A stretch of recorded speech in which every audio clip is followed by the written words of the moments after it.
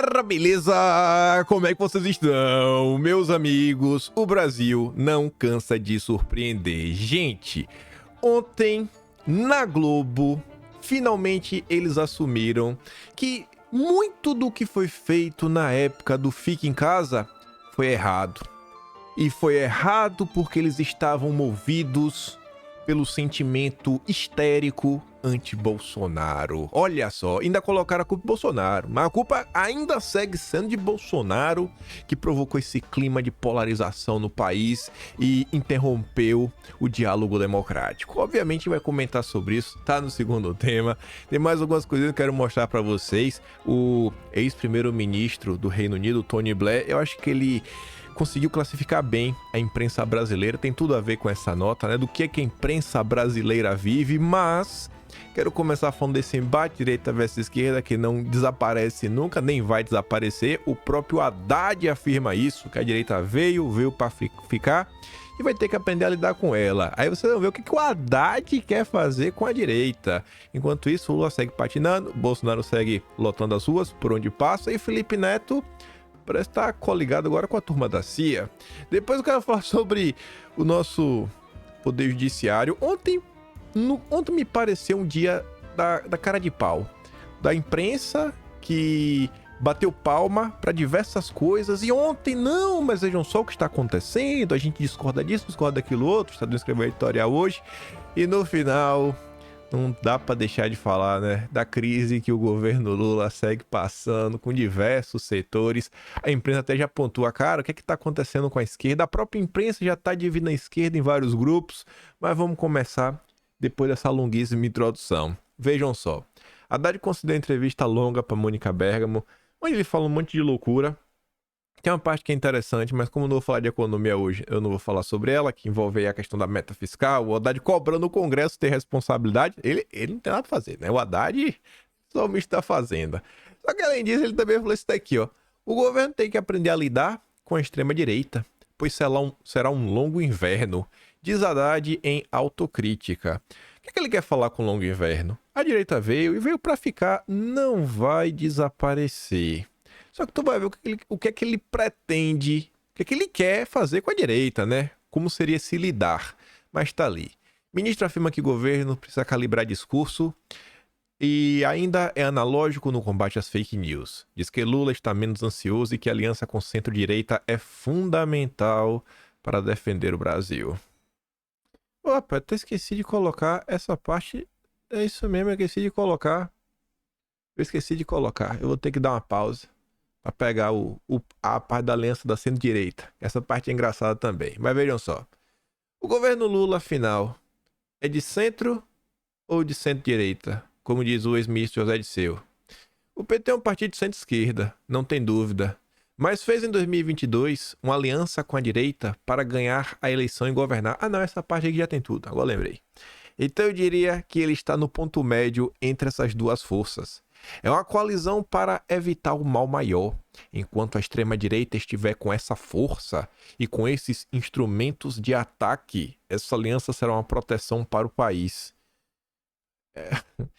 Qual é o instrumento que a direita tem de ataque? Eu queria viver nesse mundo que a Haddad vive. A proteção ao país, né? Lula é a proteção do Brasil.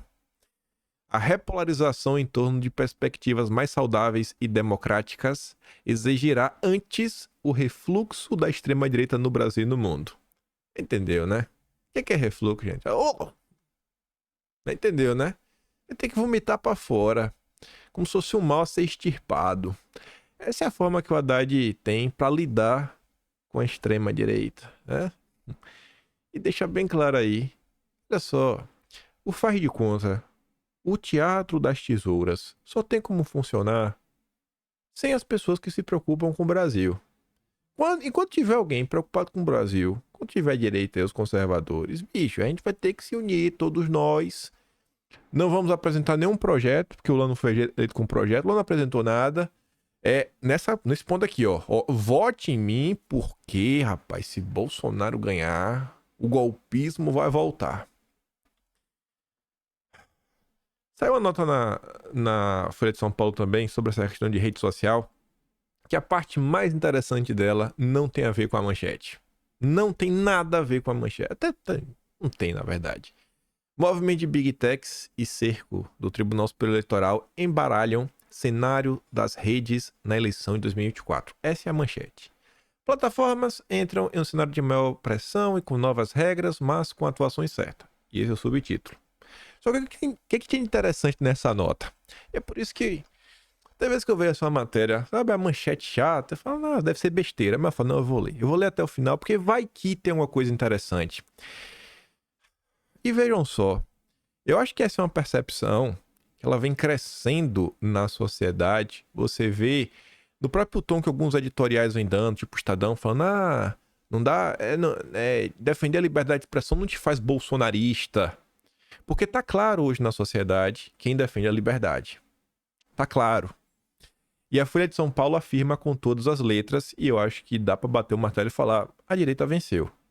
Assim como a apropriação do discurso contra a censura pela direita, a movimentação do Big Tech, a frente está no global de mais escrutínio público, blá blá blá.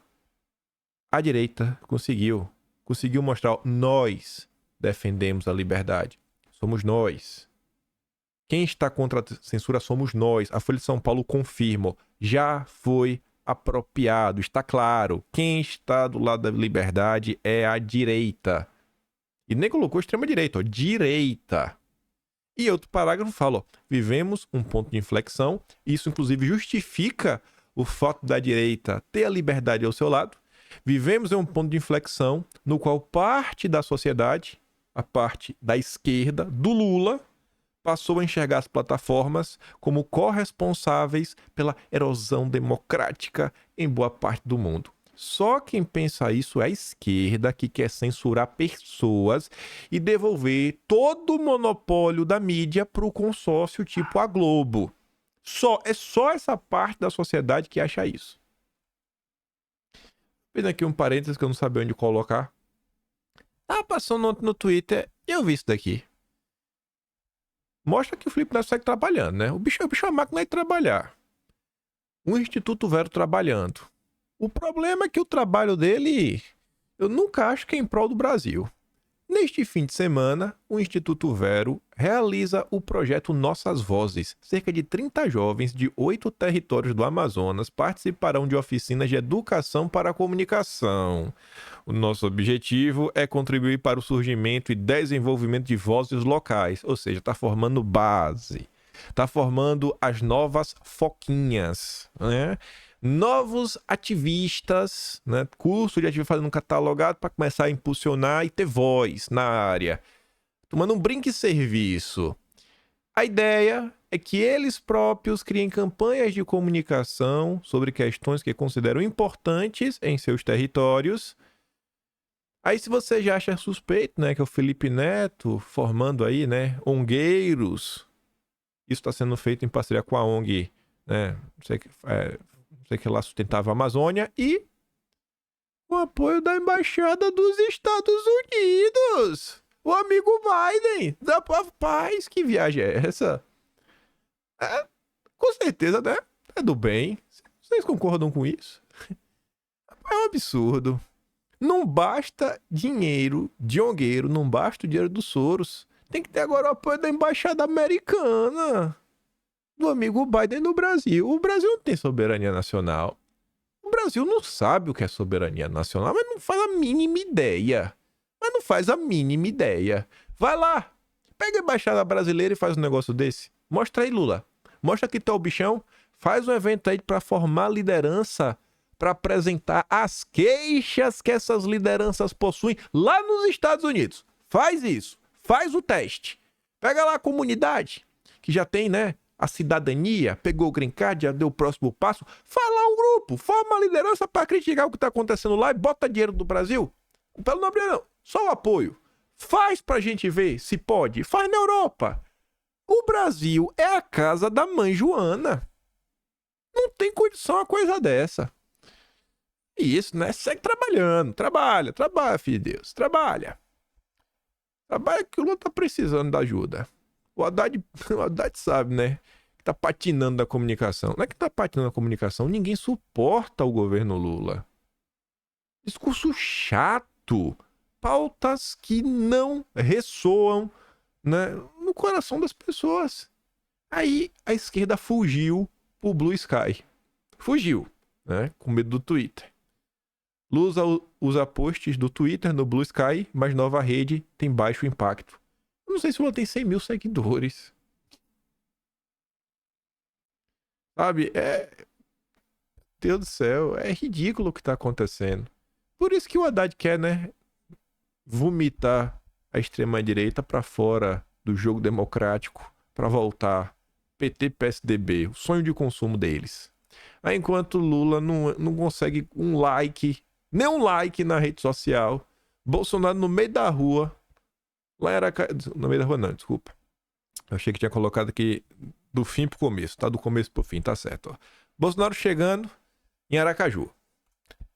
Bolsonaro nas ruas de Aracaju. Bolsonaro ainda nas ruas de Aracaju e Bolsonaro no interior de Sergipe. No interior de Aracaju não, no interior de Sergipe. Onde o cara vai, lota. Aí você entende porque o Lula fica puto da vida, que o Haddad fica puto da vida, que a imprensa fica puta da vida, porque eles querem acabar com a rede social. A gente fala isso, mas não canso de repetir. É o tempo todo. Olha a quantidade. Rapaz, Bolsonaro tem campanha aberta. Bolsonaro presidente tem campanha presidencial. Tá rodando no Brasil. Todo dia o cara tá num lugar diferente. Vamos ver o resultado dessas eleições. Vamos ver a direita a partir de 2025. Prefeituras, Câmara de Vereadores. Acho que vai dar bom. Acho que vai dar muito bom. Mas vamos lá. Gente. Esse texto aqui, rapaz, é uma pérola. É uma pérola sem igual. Eu tava passando no Twitter e eu vi o João Luiz postando. Depois várias pessoas postaram. Não sei quem foi a pessoa que viu esse texto primeiro, sei lá. Sei que eu vi o João Luiz postando. Eu falei, minha nossa, eu comecei a ler. Eu vi ali que era o Pablo Hortelado, né? Me chamou a atenção porque eu vi a foto do Pablo Hortelado, o nome dele. Já meio que chamou a atenção. Aí quando eu vi eu não dava pra ler o texto, né? Letrinha pequenininha. Aí eu vi ali o que o João falou, né?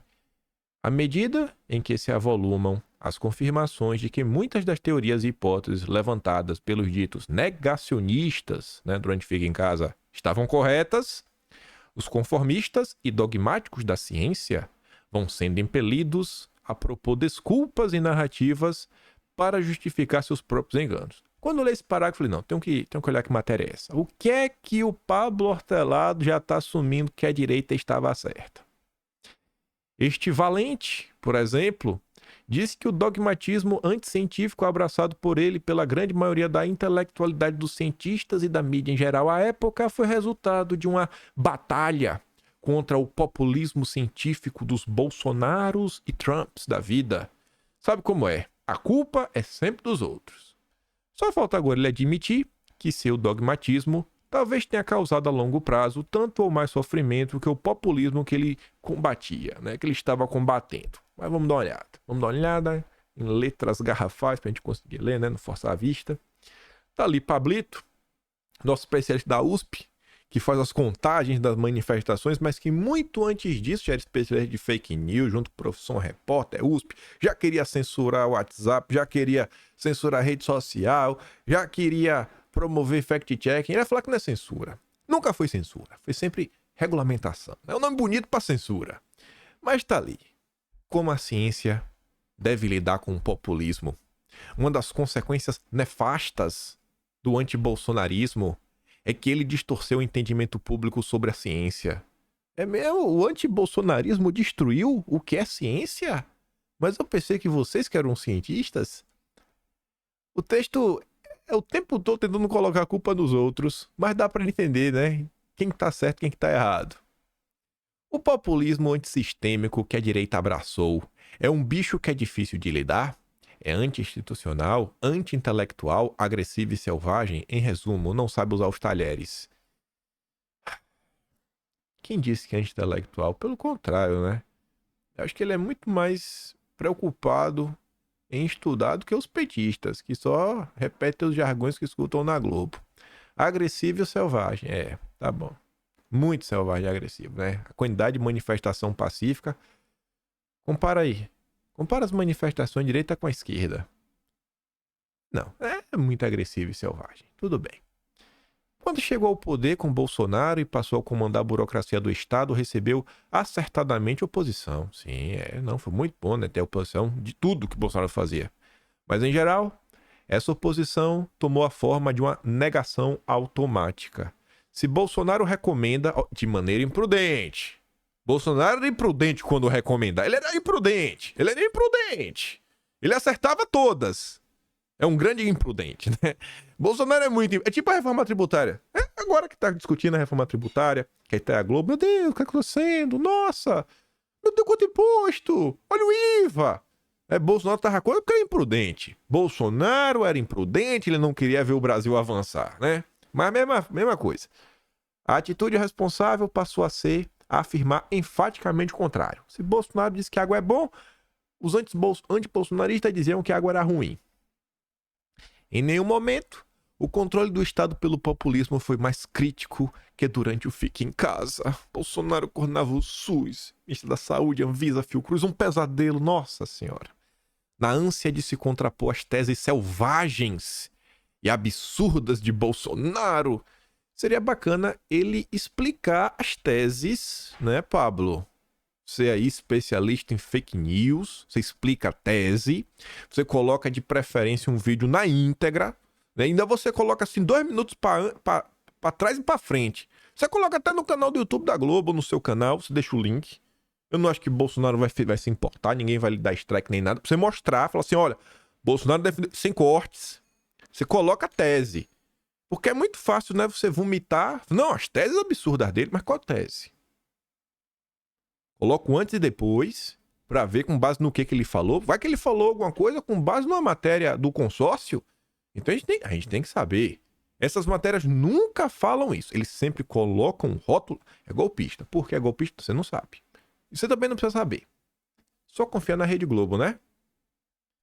Mas enfim. Na ânsia de se contrapor, deixamos de analisar ideias próximas a dele ou que poderiam ser identificadas com ele. Nunca é a ideia de Bolsonaro. Nunca é a ideia dele. É próxima, é parecida, né? É que parece, é identificado. Mas não é que a de Bolsonaro é absurda. A de Bolsonaro é absurda. Mas as outras que assim, né? Tem um cabelo penteado do lado, grisalho aqui na costeleta, uma barriga de melancia, né? Fala tá ok. Fala tá ok. 22. Relógio Cássio, mas não é Bolsonaro. Não é. Só parece.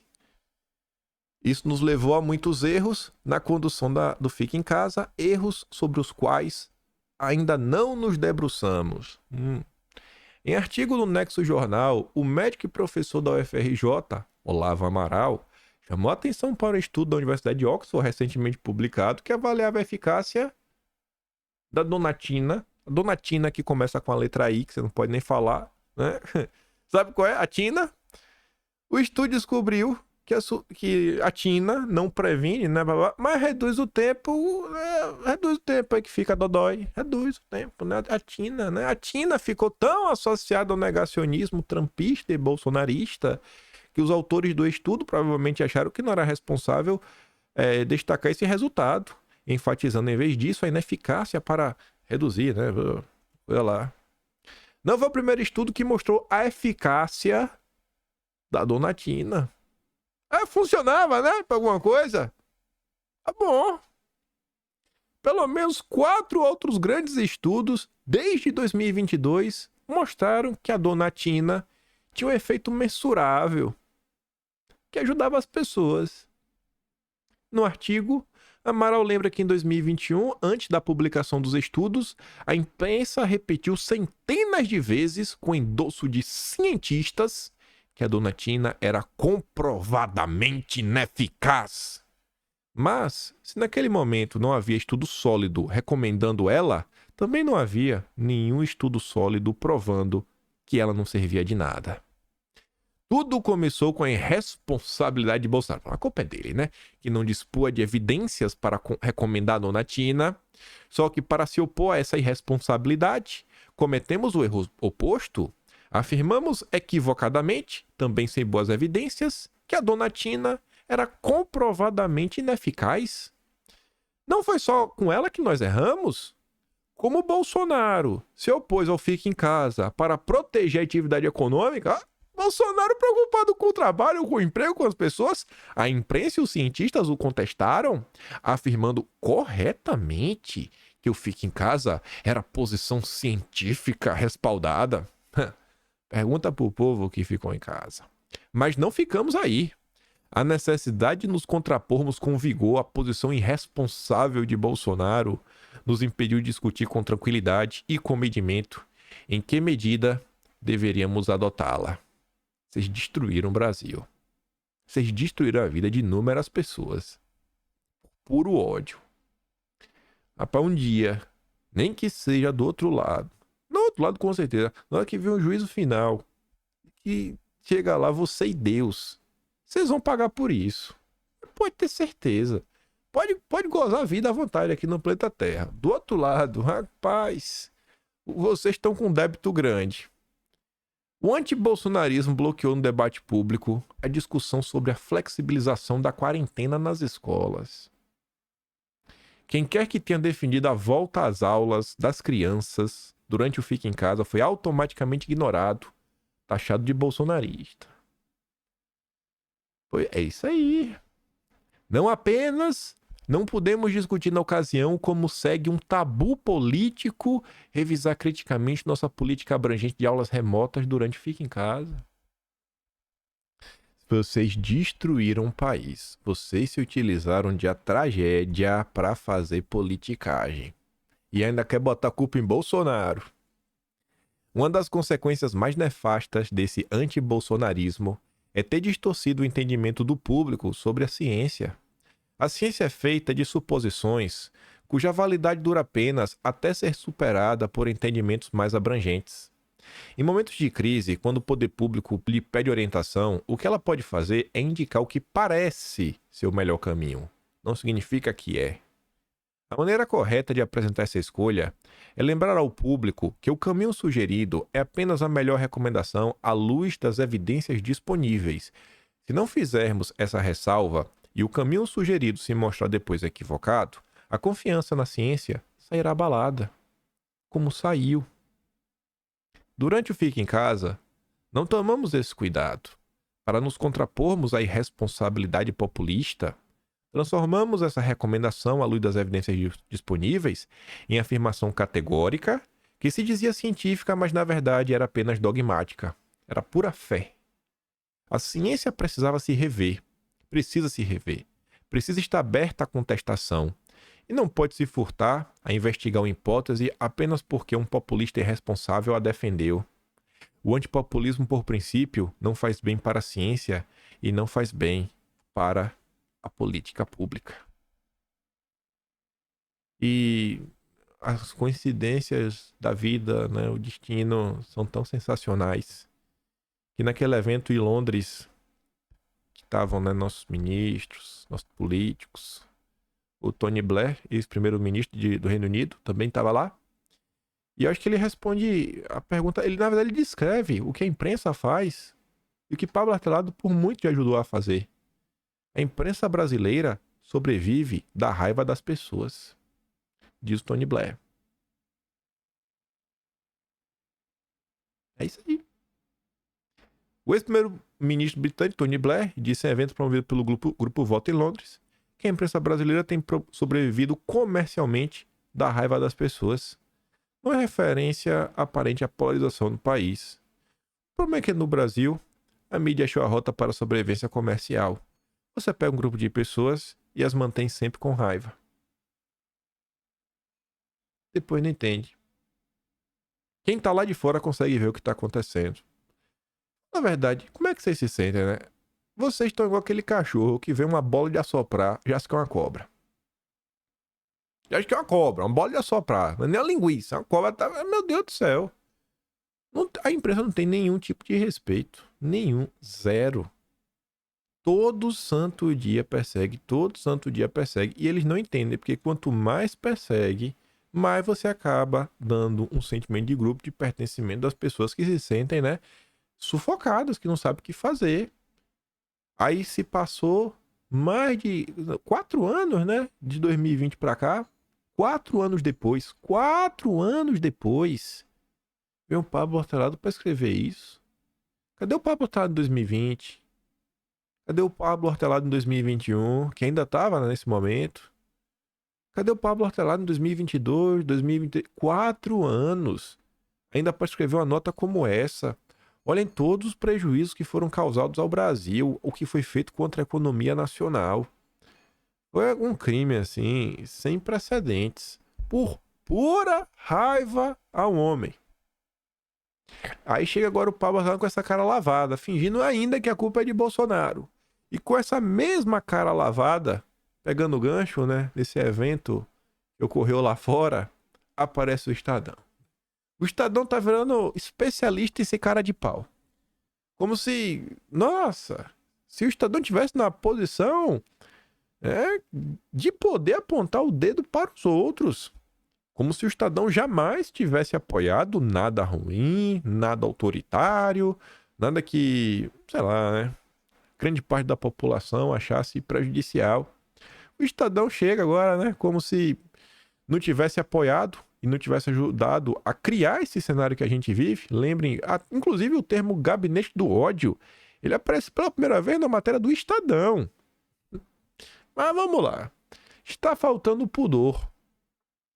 É louvável que ministros do Supremo discutam questões brasileiras, bem menos evidente é a razão pela qual fizeram em Londres, num hotel caríssimo e com tudo pago por uma empresa privada. Aí diz, né? Junto com a balança e a venda, a toga simboliza a uniformidade, a isonomia, a sobriedade da justiça. Todo servidor deve seguir os princípios da administração pública, impessoalidade, moralidade, publicidade, eficiência, legalidade, mas se aos juízes cabe um figurino, é porque devem não só segui-lo, mas representá-lo. Não basta ser íntegro, é preciso parecer. Mas as aparências às vezes enganam. É louvável que os ministros da corte se reúnam em fóruns para discutir questões jurídicas do país. É mais difícil entender, no entanto, os motivos pelos quais esses ministros precisaram sobrevoar o Atlântico para fazer num caríssimo hotel de Londres, com tudo pago por um organizador privado. Isso é meio difícil de entender realmente, né? Meio difícil de entender. Entre os dias 24 e 26, celebrou-se no Hotel Península, na capital britânica, o primeiro Fórum Jurídico Brasil de Ideias, organizado por um certo grupo voto, que, no seu dizer, trabalha na interlocução entre o setor público e o privado, através de relacionamento, comunicação e conexões de poder. Relacionamento e conexões de poder não faltaram, né? Lá estavam debatendo conceitos jurídicos com empresários, 3 ministros da corte, além de membros do STJ, o PGR, o ministro da Justiça, o AGU, o diretor-geral da PF, senadores e deputados, só a nata, em Londres. Segundo os organizadores, o Brasil de Ideias é uma missão internacional perpetuando o espaço democrático e promovendo um diálogo construtivo em prol do avanço do Brasil, mas não é dado aos brasileiros conhecer o teor desse diálogo construtivo, travado a léguas do Brasil entre o mais alto escalão do judiciário com empresários, que certamente estão longe de serem observadores desinteressados. Além do palavrório sobre democracia, as passagens aéreas, os jantares de quase R$2.000 e as diárias de mais de R$8.000 foram bancadas por uma empresa de tecnologia digital. Isso é um ponto, né? Estamos debatendo o Brasil, o futuro do Brasil, mas os brasileiros não podem saber. Bacana. Nem todo o país tolera essa extravagância. Há pouco causou escândalo nos Estados Unidos a revelação que um juiz do Supremo aceitara férias luxuosas e outros mimos de um bilionário. A Corte Civil constrangida a editar um código de ética postulando, entre outras coisas, que o juiz deve evitar a impropriedade e a aparência de impropriedade, apenas exercer atividades extrajudiciais compatíveis com as obrigações do cargo e abster-se da atividade política.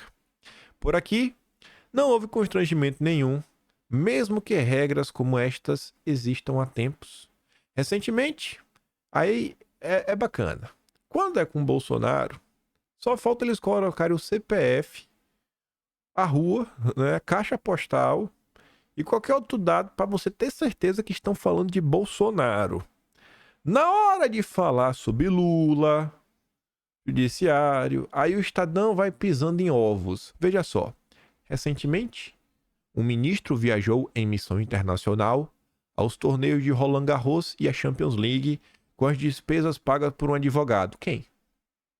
Quem foi? Por que não fala? Fala pro povo brasileiro quem foi. Como é que o Estadão reclama que está sendo discutido sobre o Brasil não pode saber? Ah, o Estadão conta a fofoca pela metade. Fala o milagre, mas não fala o nome do santo. Outro obtém todos os anos patrocínios de empresas públicas e privadas, algumas com processo no Supremo, para um meeting em Lisboa. Quem? Quem é esse outro? Cadê? Cadê a valentia? A cara de pau. O Código de Ética da Magistratura determina que juízes evitem comportamento que possa refletir favoritismo. E o Código de Processo Civil, a suspensão do juiz amigo, íntimo ou inimigo das partes. Mas os ministros julgam casos em que são amigos ou partes ou familiares são advogados. O ministro já se jaquitou a uma plateia estudantil de ter derrotado o bolsonarismo. Quem foi que falou isso, Estadão? Quem foi que falou isso? Outro conduz inquéritos secretos há anos, mas basta um holofote ou microfone para desandar, condenar os investigados como golpistas extremistas. Esse eu não quero saber quem é não. Esse eu não quero saber quem é não. Esse todo mundo sabe. Muitos anunciam vereditos fora dos autos, às vezes antes mesmo da abertura do processo. Quem? A lei da magistratura exige que juízes com independência ajam com independência e tenham conduta irrepreensível na vida pública e particular. Para vários integrantes das cortes superiores, contudo, tais conceitos parecem relativos, razão pela qual não é raro vê-los em eventos empresariais dentro e fora do país, em coquetéis homenageando políticos nas mansões de advogados em Brasília. Aí o jornal Globo, né, mostrou interessado em saber quem foi que bancou a festa, né? Ministros, né, silenciam sobre quem pagou suas despesas em evento de Londres. Pra que vocês querem saber, rapaz? Por que vocês querem saber desse evento? Por que dos outros todo mundo ficou quieto? Teve tanto evento aí nos últimos anos, só quer saber agora? Só agora que vocês querem saber? Só agora que vocês estão incomodados? Só agora. O que tá acontecendo? Qual é a birra que tá rolando? Conta aí pra mim. Abre o coração. Isso não é normal. Vocês nunca reclamaram de nada. Vocês sempre acharam isso a coisa mais normal do mundo. Aí agora tá aí. Eu não acho que isso é coincidência, né? Eu não acho que nada que sai na imprensa é coincidência. A imprensa é um organismo muito bem organizadinho. Um grupo de comunicação. A imprensa é o quarto poder. Você tem chefes, redatores e tudo mais pra ter certeza que só vai ao ar o que a turma lá de cima quer que vá ao ar. Às vezes tem o estagiário boca aberta, né? Mas uma parte do tempo faz parte de um movimento. E tá claro que existe um movimento crítico por parte da imprensa em relação a tudo que está acontecendo. E não parou por aí. Talvez uma nota mais pesada, publicada aí no dia de ontem, uma matéria do Walter Mierovitch. Mas antes de falar sobre ela, eu já quero dar o disclaimer do que vai vir pela frente. Mostra aqui o que o Hugo Freitas falou. É só, meu Deus, eu não consigo ler. Eu sei, nem eu consigo. Nem eu. Então deu zoom. Só pra mostrar pra você, né? Aqui tá a postagem original. Pra mostrar, eu não editei nada. Do jeito que tá aqui, é essa postagem original. Se for lá olhar. Eu só mudei só o print, né? Que o dele tava feio. Aí eu botei bonitinho destacado. Pra quando for pro Atlas ficar mais ajeitado, né? Mas vamos lá. Já estão tentando reescrever a história. Os caras de pau. Lembram que eu disse que vários apoiadores dos arbítrios, né, do estado de exceção judicial iam pular do barco? Tipo o Estadão? E que iam procurar uma saída honrosa, invocando supostos fatos novos para justificar por que estão dando um cavalo de pau, uns 180 graus? Pois é. Alguns estão escolhendo a troca da PGR como esse suposto fato novo, né? Sob essa narrativa. Vai ser por aí que ele vai fugir pela tangente. Porque saiu Aras e entrou o Gonê. Os justificadores do inquérito ilegal sempre tinham usado o Aras como verdadeiro bode expiatório. Todas as ilegalidades do inquérito se justificariam por causa de uma suposta omissão do Aras em agir. Por que ele é o bode expiatório ideal? Por que o Aras é um bode expiatório ideal? Porque ele foi indicado por Bolsonaro. Aí podem fingir que a suposta omissão dele seria por conluio com quem o indicou, e não por razões mais óbvias, como o fato de esta omissão ser imposta pela própria lei em muitos casos. Só que a pedra no sapato dessa narrativa é a existência da PGR anterior a Raquel Dodge. Era ela, e não Aras, a PGR quando o inquérito do fim do mundo foi aberto. E a Raquel Dodge, ela se opôs ao inquérito do fim do mundo, como era apropriado. Com ela, não dá para usar o mesmo migué de conluio com Bolsonaro, porque ela tinha sido indicada por Michel Temer, o mesmo que indicou o ministro. O que sobra, então, é criar uma narrativa do passado, onde a coitada da Raquel Dodge nunca existiu. Você omite essa parte.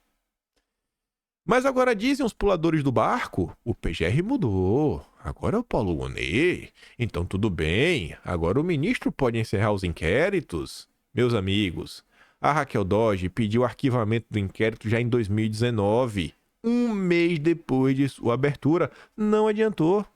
Por que outro PGR agora seria a peça que faria a diferença? É a narrativa furada que estão tentando vender. Já teve PGR protestando contra o inquérito, já teve toda a imprensa protestando contra o inquérito, já teve partido de esquerda entrando com ação no Supremo para acabar com o inquérito, tudo em 2019, e nada disso adiantou na época. Continua sendo uma pergunta em aberto: o que é capaz de pôr fim ao estado de exceção?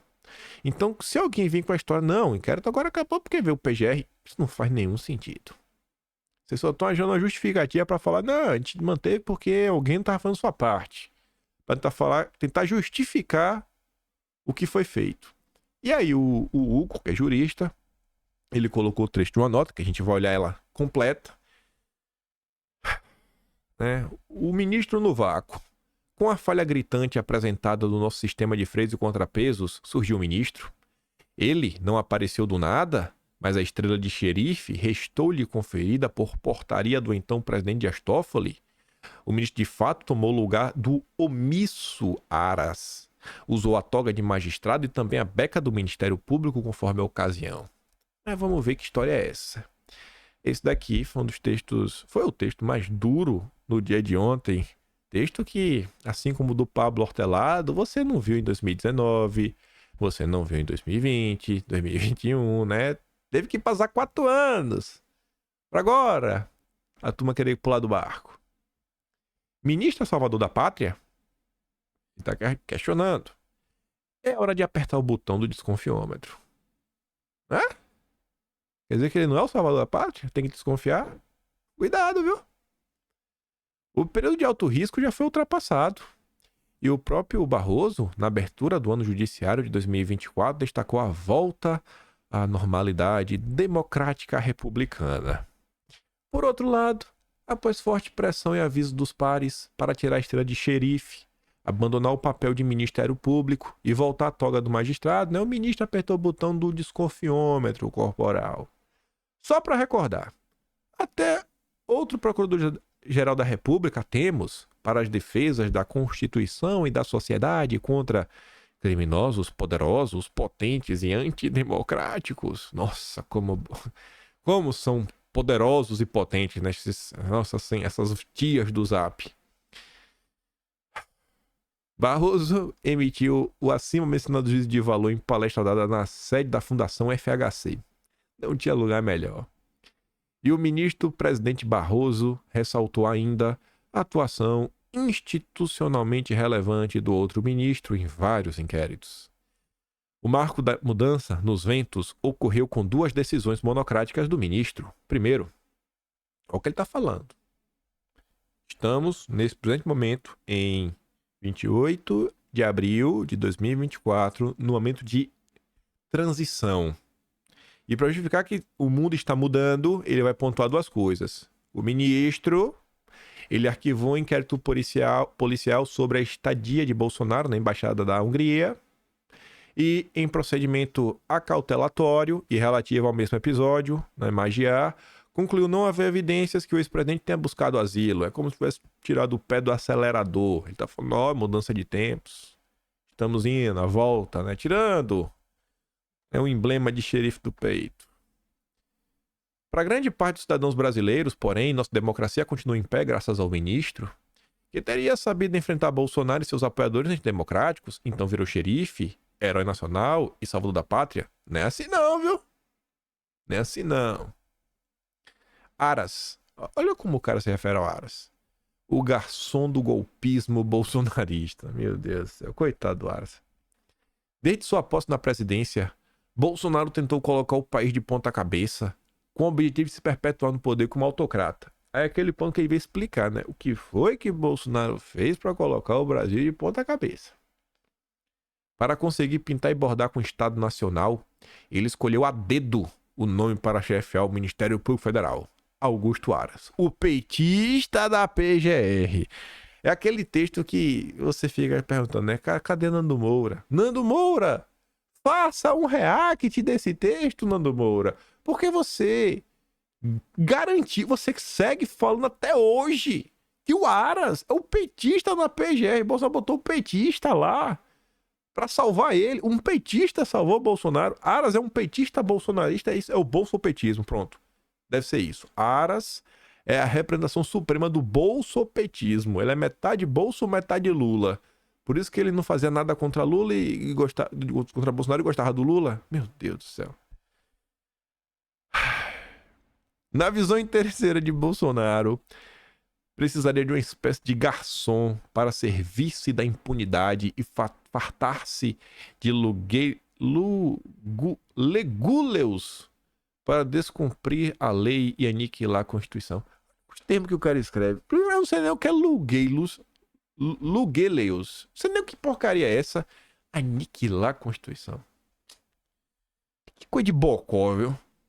Bolsonaro com artes do mitológico bandido Damaste, aquele que atuava na estrada grega que conduzia a Ática, procurou nos quadros ativos do Ministério Público Federal um indesejado pelos seus pares procuradores, nada melhor do que um desmoralizado na instituição. Eu não sei porque ele cita o bandido Damaste sem explicar quem é esse cara. Eu não faço a mínima ideia quem é Damaste. Você sabe quem é Damaste? Rapaz, xinga Bolsonaro. Xinga do jeito que a gente entende, pelo menos. Ofende. Deixa a gente pelo menos entender porque Bolsonaro tá sendo ofendido. Não, o bandido Damaste. Pronto, eu sei lá quem é o Damaste. Vocês sabem quem é o Damaste? Eu não sei. Eu não acho que eu sou um cara burro, viu? Deve ser um pouco assim de mitologia grega, conheço as histórias, assisti muito Cavaleiro do Zodíaco desde criança. Mas eu não sei quem é Damaste. Procurou alguém que não se incomodava em desprestigiar o MPF. Parênteses. Caso fosse mantida a tradição da Associação dos Procuradores, elaborada depois de votação a lista tríplice para escolha pelo presidente, Aras jamais seria PGR. Quando o Lula deixou de cumprir a lista, tá bom, né? O Lula pode.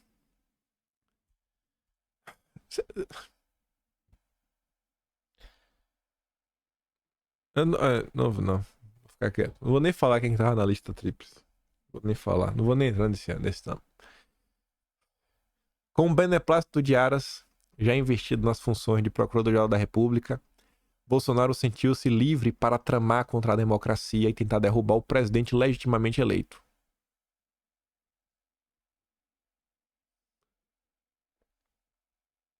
Ele deve falar isso em 2022, né? Derrubar o presidente eleito, mas tinha sido empossado ainda. Mas que loucura. No sistema constitucional brasileiro, na linha de frente para a defesa do cidadão do Estado Democrático Republicano, está o Procurador-Geral da República. Atentar à democracia e tentar realizar um golpe de Estado representam condutas criminosas previstas no Código Penal. Com efeito, compete unicamente ao Ministério Público promover ação penal. Na hipótese de inércia, e só de inércia, caberá ação penal privada subsidiária. No caso vivenciado pelos brasileiros, tendo o clima e a construção da cultura golpista partia de Bolsonaro pela Constituição competia a Aras contrastá-lo e usar todos os recursos repressivos e cautelares legais e legítimos. Mas era para ter feito o quê? O que o Bolsonaro fez? Bolsonaro foi lá pra Flórida, não fez o que fez? Foi lá abraçar o Mickey. Era para ter feito o quê antes disso? O que era? Porque toda a confusão só vem depois, né? Depois do 8 de janeiro. O que era pra feito o quê? Assim, é um texto que carece de senso cronológico. Mas vamos lá. Como todos com olhos de ver notam, Aras não atuou de maneira a dar um basta a Bolsonaro. Era para ter feito o quê? Amiga da família Bolsonaro, a subprocuradora Lindora Araújo tabelou a todo momento que esteve a auxiliar Aras. Nem viu crime contra a saúde pública quando Bolsonaro foi flagrado sem máscara. Meu Deus, pronto, era pra ter o quê? Bote na cadeia porque tava sem máscara. Vocês percebem? Assim, ó, esse texto é pra criticar o ministro. Mas olha o esforço do Walter Mierovitch, um jurista, escreve no UOL, né? Um jurista tem muitos anos aí, rodando, de destruir a imagem e reputação do Aras e agora da Lindora, né? Da PGR de Bolsonaro. Olha o esforço. Parece que ele realmente está tentando emplacar uma ideia que, assim, agora a gente tem que mudar de vez, porque agora os tempos são outros. Fulano é o salvador da pátria. E tudo isso foi feito, né, para dar um jeito de passar um verniz democrático em tudo que aconteceu. É que a culpa era do Aras. A turma quer mudar. O clima tá horrível no país. Eles estão percebendo. Volta. Não foi a primeira. Foi a primeira notícia? Não foi a primeira notícia. A primeira notícia foi da Haddad. Volta pra segunda de Folha de São Paulo. Hoje, tá claro, é a direita que luta contra a censura. Eles estão vendo isso, então tem que arrumar algum jeito de tentar falar que não é que a gente censurou, foi porque o Aras não trabalhou. Tem que achar um jeito. Como é que você vai justificar? Eu aposto aí, né? É minha aposta. Quando esses inquéritos acabarem, se um dia acabarem, eles não serão tornados públicos. Porque eu acho que a galera não vai conseguir justificar. Me perdoa. Eu acho que não vai conseguir. Pelo menos não todo mundo que tá lá. Às vezes um ou outro você consegue uma explicação. Os nossos constituintes ficaram bem atentos ao sistema de freios e contrapesos, né? Os checks and balances. Em outras palavras, quem teria que averiguar, que vigiar o Aras como procurador-geral? Não era o ministro? E a resposta é simples: compete ao Conselho Superior do Ministério Público Federal. Infelizmente, o Conselho Superior nada fez durante os 2 mandatos de Aras. É mesmo? Aí por isso que o ministro agiu. O erro de um conserta o erro do outro. O Senado contava constitucionalmente com um cartão vermelho para expulsar Aras de campo. Entre as competências daquela casa está de exonerar no curso do mandato por decisão tomada por meio de maioria absoluta o PGR, né? Artigo 102, alguma coisa 11. O Senado não só deixou de aplicar o cartão vermelho, como aprovou a recondução do Aras. Pois é, né? Mas a culpa é do Aras. Ministro no vácuo. Com a falha gritante apresentada no nosso sistema de freios e contrapeso, surgiu o ministro. Ele não apareceu do nada, mas a estrela de xerife foi dada pelo Dias Toffoli. Foi por sorteio. O ministro de fato tomou lugar do omisso Aras. Muito omisso Aras, né? Com vários deslizes e muita pegada, o ministro brecou o golpismo capitaneado por Bolsonaro. Até agora ele não explicou que golpismo é esse. E a maioria dos ministros da corte chancelou seus atos, sendo a palavra final sempre do Supremo. As condutas do ministro receberam referendo e passaram a ser legítimas. Como o mandato de Bolsonaro terminou e sua inelegibilidade está imposta, cabe ao ministro jogar na lata do lixo a estrela de xerife e tudo voltar às mãos do atual PGR, o Paulo Gonet. Os Supremos Ministros já estão incomodados com os excessos dele, né, do ministro. Ele percebeu isso e partiu para a moderação. Enfim, o ministro não deve ser considerado o salvador da pátria. Pode agir porque teve o respaldo da sociedade. Tomada por empréstimo, a fórmula empregada em abundância pelo escritor lusitano Fernando Pessoa, o ministro deveria, a bem da normalidade democrática, abandonar o nome, né? O apelido que dão nele, que já somou 140 pedidos de impeachment. Então, para mim, esse texto é assim, eu não teria talvez percebido se não fosse aquele comentário do Hugo. É uma tentativa, assim, clara, de fugir pela tangente usando a PGR de Bolsonaro como justificativa. Mas a moderação do Brasil, né? Como é que as coisas são? A conversa do comandante do exército com o ministro. O Thomas Paiva, né, o general do Lula, teve um bate-papo e tratou da libertação dos bolsonaristas presos no QG. Apesar de Paiva defender a soltura de alguns militares, ninguém no comando ficaria triste com a prisão dos generais metidos com golpismo, leia-se Braga Neto e outros dos seus chegados. Ah, tá fazendo lobby pra prender o Braga Neto, rapaz. Essa é a normalidade brasileira. Olha que ponto as coisas estão chegando. Você acha que isso daqui não é a mesma coisa? E você acha que aqui não é desdobramento do que começou contra o bolsonarismo? Juíza manda prender jornalista independente do Recife por publicações sobre promotor. A juíza Andréa Calado da Cruz mandou prender preventivamente o jornalista Ricardo César, do Vale Antunes. A decisão atendeu o pedido do Ministério Público de Pernambuco. Em nota, ele afirmou que é vítima de censura e ela mandou na lata, falando o seguinte, ó: a liberdade de expressão constitucionalmente assegurada não pode ser utilizada como salvo-conduto para o cometimento de infrações penais, tampouco autoriza ofensa à honra alheia. Internet não é terra sem lei não, parceiro. Internet não é terra sem lei. Aqui se faz, aqui se paga. Já vi esse discurso em algum lugar. E o que ela pediu? O que a juíza pediu? Além da prisão preventiva, cancelamento do passaporte, bloqueio de perfis nas redes sociais. Gostou, papai? Aí agora o Estadão está escandalizado? Isso não foi do nada. Foi escalada até a gente chegar aqui. O jornalista não compareceu à audiência de instrução do processo. A defesa justificou com antecedência que ele está de férias e não teria acesso à internet de qualidade para participar da sessão por videoconferência. Ele segue fora do país e não foi preso. Muita coisa podia ter sido evitada, né? Mas a imprensa não quis. Por outro lado, voltando para o Brasil, vamos ver o que o Dilma segue aprontando. Empresas criticam suspensão da desoneração da folha e dizem que medida pode afetar empregos. Graças ao Lula, né? Quem deu a canetada foi o Zanin, a pedido do Lula. Aí tá ali, ó. A avaliação é que a decisão do Lula gera uma situação de insegurança jurídica e coloca em risco empregos e o equilíbrio econômico-financeiro das empresas. Um cálculo da União Geral dos Trabalhadores, sindicatos aí dos lulistas, aponta para a possibilidade de perda de 1 milhão de empregos sem a desoneração. Parabéns, Lula! De acordo com a associação, cabe considerar que as empresas, embasadas na promulgação soberana de uma lei pelo Congresso Nacional, já fizeram investimentos, contrataram pessoas e se planejaram para um ambiente regulatório até 2027, na qual os custos trabalhistas referentes à contribuição previdenciária patronal seriam menores.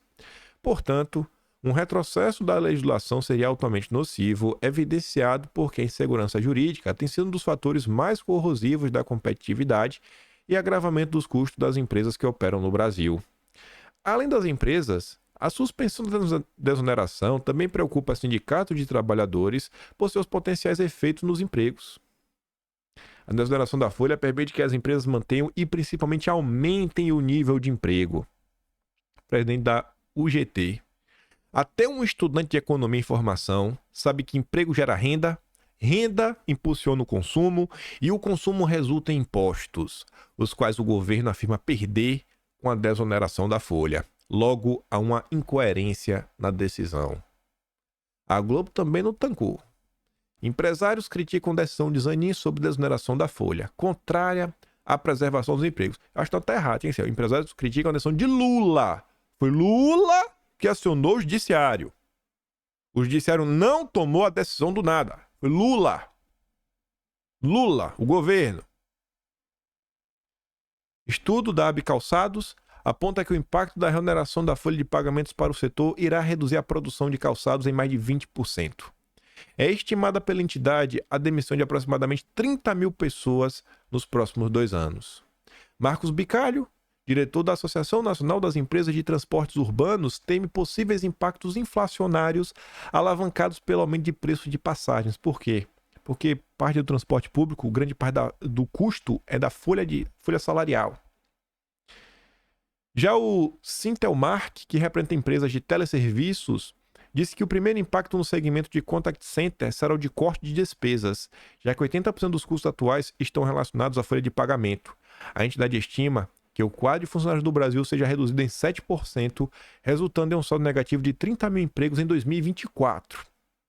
Tudo graças às ideias do Lula. Aí, mais uma matéria que mostra a mudança do tempo. Hoje a gente tá com várias matérias que mostram a mudança do tempo. A Folha de São Paulo falando, ó, é a direita que defende a liberdade. Pablo Hortelado falando, ó, Bolsonaro tava certo na época do Fica em Casa. Mais uma nota do UOL mostrando, ó, o mundo tá mudando, né? Teve aquelas duas decisões. E essa daqui agora, essa nota é importante. É a fala de um sociólogo, tem tudo para ser de esquerda, né? Professor universitário, que está pontuando uma coisa que é importante. O PT é o sistema. O PT é o establishment brasileiro, se chama Partido dos Trabalhadores. O PT é o sistema. E se um dia a esquerda foi revolução, bom, a esquerda acabou, porque a esquerda é o sistema.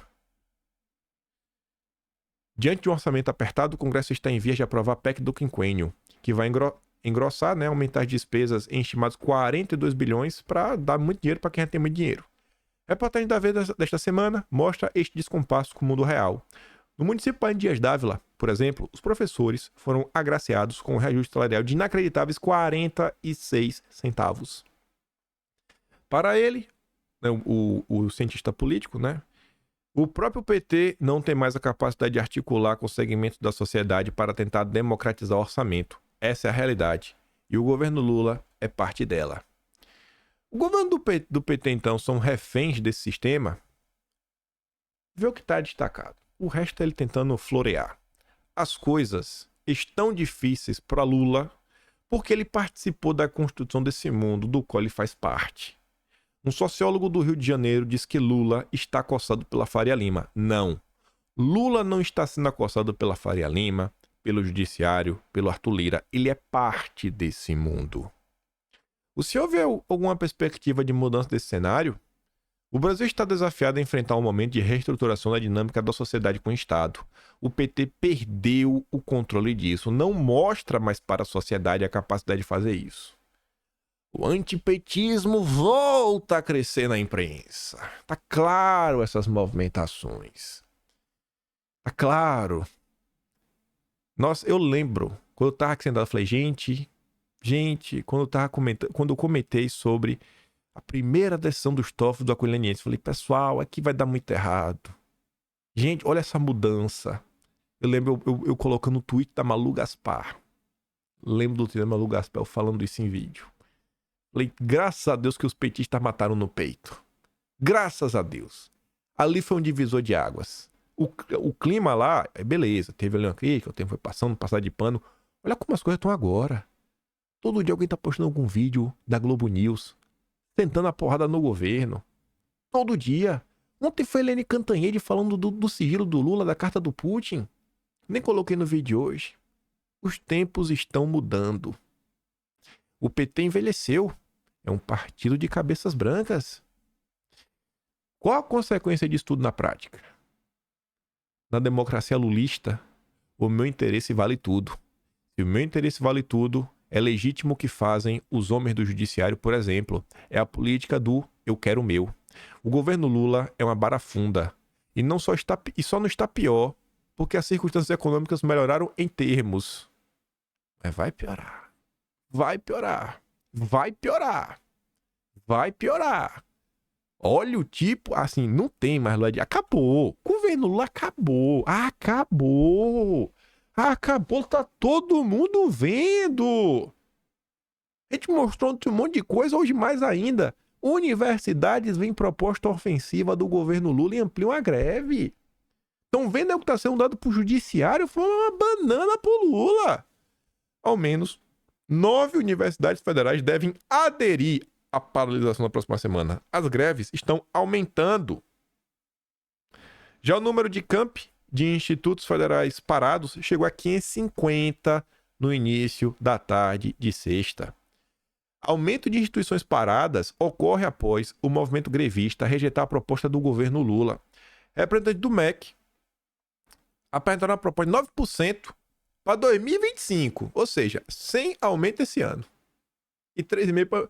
Confia em mim que ano que vem eu te dou 9%. Tu confia no Lula? A esquerda não confia mais. Categorias definiram a reunião com o governo como decepcionante. A proposta foi tão ofensiva às nossas expectativas que ocorreu um crescimento da greve. Vários campi que não tinham aderido, agora aderiram. Aqui é o tweet original. Esse perfil Médicos pela Liberdade fez uma colagem sensacional. O humano, a gente já comentou. Circulou bastante, ele falando como tá caro comprar comida. Clara Lima, olha a bandeirinha que ela tá usando. Tô achando o mercado tão caro. Lula, você me prometeu. Márcio, o governo Lula precisa atuar pela redução no preço dos alimentos da gasolina. Qualquer ida ao mercado hoje em dia e você gasta no mínimo R$100. Está tudo muito caro e o povo está cada dia mais incomodado com isso. Outro perfil ali, ó, inegável, o descontentamento com o governo Lula marcado um absurdo, gasolina quase R$6, tudo caro, comerciante quase falindo, novamente só mais um governo pros ricos. Caraca, tá tudo caro, Lula, você prometeu, todo dia eu vou mandar o Lula tomar naquele lugar. Tá deixando tudo caro e tá achando tudo. É impossível criticar o Lula, porque de um lado vem os bolsominions achando que você é um deles e de outro vem a esquerda te atacar, porque na época do Bolsonaro era pior. Bicho, vai pra casa do Pi. Que era pior, eu votei no Lula e eu vou reclamar assim porque tá tudo caro. O governo Lula está deixando muito a desejar nesse quesito de valores de compras no supermercado. Tá tudo muito caro mesmo, muito caro. Ana RT falando o seguinte, ó. Eu ganho bem e tô me lascando. Não sei como vocês que defendem o governo estão se aguentando. R$15 é uma manteiga. O custo de vida tá tão caro que eu não sei como a popularidade do Lula não despicou uns 15%. Ainda com aquele papo de prosperidade, poder de compra, tudo mentira. Tá tão caro quanto no governo Bolsonaro. Palé, tá muito mais baixo o governo Bolsonaro. Eu ganho... Aí, tá ali, né? Eu comentei.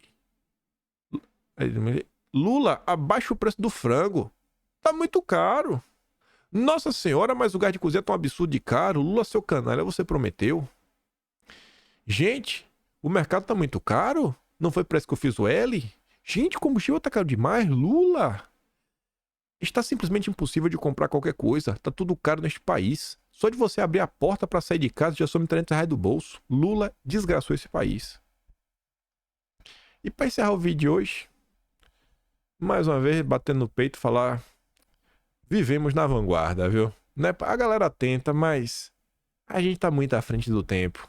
Porque a gente lê, faz o que o povo não quer fazer. A gente lê. Nós somos os maiores democratas desse país. Nós, todos os dias, estamos acompanhando o que acontece no consórcio, na esquerda e na direita. Não nos fechamos, nunca nos fechamos numa bolha. Surge o Estadão. Existe uma política econômica de esquerda no Brasil? É uma matéria para falar que não tem. E é uma matéria para falar que no final do dia, cara, o que é que a esquerda se tornou? E ele tenta descrever o que a esquerda se tornou. A velha esquerda, de alma socialista, quase não existe mais. É tipo um PCO da vida. PSTU. Gato pingado. Ainda entra o pessoal que se considera de esquerda, os que defendem diretrizes nacionalistas, que às vezes se manifestam como a defesa da indústria no país, comento pra vocês direto, falo, gente, isso aqui não é nacionalista, né, trabalhista, aquela fala que era pró-Brizola. Nesse sentido, adotam postura dos tempos da substituição de importações que deram o que tinha que dar. Pode-se acrescentar a essas esquerdas movimentos, cujo objetivo principal seja a defesa dos sindicatos. Você também tem essa ala, sindicalistas. Embora ainda influentes, essas três tendências, a velha esquerda, nacionalistas, sindicalistas, embora você tenha isso daí, irmão, essas tendências devem hoje ser entendidas como minoritárias entre as esquerdas, que por sua vez já são minoritárias. A esquerda no Brasil hoje é woke, é o wokeismo, é o que se tornou o petismo. Por isso que eu falo, não adianta querer olhar para o governo Lula com aquele olhar, Foro de São Paulo, as coisas mudaram muito. Olha o que ele diz, ó. Prevalece na esquerda a luta pela emancipação da mulher, direitos reprodutivos, meu corpo, minhas regras, direitos da diversidade, população negra, povos originários, povos indígenas, né? Não há união mínima entre esses grupos identitários. Eles estão brigando. O que eles querem é rachar a sociedade. Brigam uns contra os outros e tentam impor suas próprias prioridades. E aí ele termina falando uma coisa muito importante. Entre os países que mais conseguiram erradicar a pobreza e incluir populações inteiras no mercado de trabalho e de consumo estão os comunas, aquele país vermelho, Coreia do Sul e outros tigres asiáticos. E finalmente alguém diz uma coisa importante. Não dá para dizer que esse resultado foi obtido com a implantação de políticas econômicas de esquerda. A esquerda nunca tirou nenhum país do buraco. Esses países deram certo por aplicar, em termos econômicos, o mínimo de bom senso. É bom senso. Não tem nada a ver com ser de esquerda. O que a comunada fez? Um monte de indústria. Inovação tecnológica. Pegou as suas escolas, botou para dar aula, diferente do Brasil, que é só lacração, doutrinação. Você pensa em Coreia do Sul, você pensa no quê? Hyundai, Samsung. Produtos, pô, eu acho que são bons produtos, né? Bons carros, bons aparelhos eletrônicos. Não tem do que reclamar. Então, assim, não, que a esquerda faz nada. Faz nada. O que a esquerda tem pra apresentar? Tem nada. Só tem o wokeismo hoje. Por isso que o Lula tem do jeito que tá. O governo acabou. Não tem mais pra onde ir. Ninguém mais bota fé. Só tem Miriam Leitão. Só aquele jornalista, né, Daniela Lima, que fala aquela maluquice de sempre. Todo mundo com mínimo, né, de raciocínio. Olha como tá sendo as notícias dos últimos dias. Já estão, inclusive, redefinindo tentando entender o que aconteceu com a esquerda. Já estão até tentando entender o que aconteceu com a esquerda, que eu falo pra vocês. Não dá pra olhar a esquerda mais hoje como um único grupo. Tem que tentar entender. E eu acho que a depender do discurso, a depender de como nós conseguimos... Olha só, a direita já conseguiu provar pro Brasil que defende a liberdade. A Folha de São Paulo afirma isso. Se a gente conseguir mostrar pro Brasil que somos nós, que estamos preocupados com bom senso, com indústria, com emprego, com moradia, com imposto. Gente, porque, olha só, isso não é da boca para fora. Olha tudo que o governo Bolsonaro fez. Ações práticas de corte de imposto, desburocratização, promoção de atividade econômica. Tudo que foi feito. Só que as pessoas não sabem, elas não lembram, elas não foram informadas. Sabe assim, a gente tá com a faca e o queijo na mão. A gente tem que conseguir chegar em mais pessoas. Temos que furar a bolha. Bolsonaro tá fazendo a parte dele rodando no Brasil inteiro. A gente tem que conseguir mostrar para as pessoas. Pô, bicho, olha as políticas públicas da direita. A esquerda não vai te levar a lugar nenhum. Olha o que o Lula tá fazendo com o Brasil. Eu acho que a população tá acordando. Mas enfim, esse fim de semana se marca, assim, esse fim de mês de abril. O mês de abril é um mês realmente assim, de mudança, tá claro. Desde que começou a confusão do Elon Musk até agora, o mês de abril foi o mês é o marco. Tem antes e depois de abril. Lula pode ficar traumatizado. Tem o antes e depois do abril de 2024. A gente vai falar desse mês, daqui a 1 ano, 2 anos, 3 anos, a gente vai falar o mês de abril de 2024. Esse mês tá sendo único. Único. O governo Lula acabou. Ele vai continuar fazendo maldade, coisa, mas não tem mais chance de dar certo. Pra mim tá claro. Não tem mais como dar certo, não tem mais como engrenar. todo mundo já jogou a toalha. Não dei play nenhum vídeo, então não vou mandar nada no Telegram. Só o link do vídeo de hoje. Se gosta do meu trabalho, quer ajudar um tiquinho mais, pode se tornar membro do canal. Tem um botão de valeu, tem um Patreon na descrição e tem o Atlas Brasileiro. Então vamos registrar tudo que está acontecendo. Estamos registrando. E dia 15 agora sai o de março. Ficamos por aqui. Compartilhe o vídeo. Volta amanhã. Eu te deixo aquele grande beijo e abraço. Tamo juntos. Valeu, meus amigos. Fui!